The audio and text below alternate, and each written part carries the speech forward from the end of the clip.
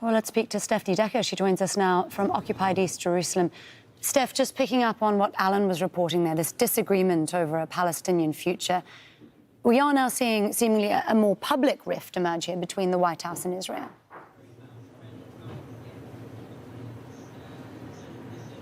Yes, I mean, the bottom line is it really only is the Americans that have the power to put real pressure on Israel to actually perhaps, be able to change the course. But we haven't seen that. You have the Americans very publicly since the beginning supporting Israel and its right to defense. It's used its veto in the UN Security Council. So now what you're seeing, as you mentioned there, an increasingly public disagreement when it comes to the political future, to the next step. Now, Prime Minister Benjamin Netanyahu has made it very clear that he does not consider that a possibility at all for an independent Palestinian state.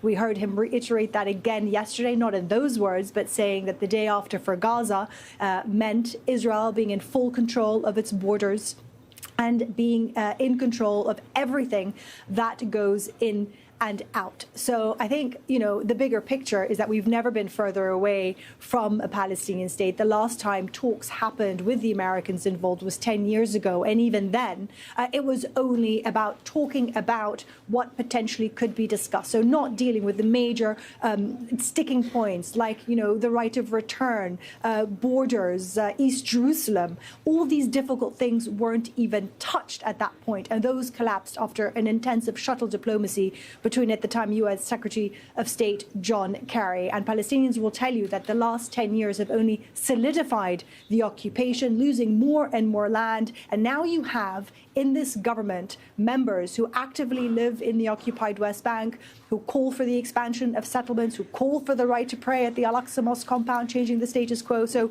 you can see the dynamics when it comes to Israeli politics and who is in charge now and why you have such pushback on the idea of a future Palestinian state. Well, there are domestic rifts too, right, Steph? There's a vote of no confidence in the works against Netanyahu. You were telling us earlier that's not likely to go anywhere? Yes, because of the numbers, Netanyahu and his coalition hold 64 seats of the 120-seat Knesset. This is the Israeli parliament. A vote of no confidence would need 61. That's not going to happen. But I think what you can take away from that is that there is unhappiness in the politics here with the way he is leading the country, not just from opposition parties, but also from within his war cabinet. We had the National Unity Party only join this cabinet, it has to be said, the war cabinet, because of the idea of national unity during this time. We heard from Gadi Eisenkot. He is an observer member of the war cabinet. He's also a former military chief of staff. So this is a man with extensive military knowledge and experience coming out on Israeli media saying that anyone who tells you that Hamas can be eliminated militarily is lying and that real compromises need to be made to reach a deal to get them out. Because at the moment, Netanyahu's policy when it comes to returning the captives alive is a military one. So again, you have these challenges from within the cabinet that he's facing and also increasingly more and more voices from the ground, from the people, tens of thousands coming out on the streets, not only in opposition to the way he is leading to try and bring the hostages home, but also simply the fact that they don't believe in his leadership anymore. Stephanie Decker there with the latest for us from occupied East Jerusalem. Thank you, Steph.